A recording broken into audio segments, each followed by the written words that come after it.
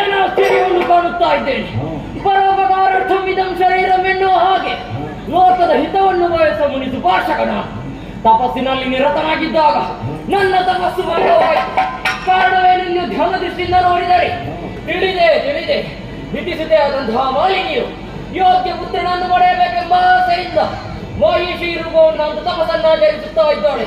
ಇವಳು ಮಾಡಿದ ಕೃತ್ಯ ಹೇಗಾಯಿತು?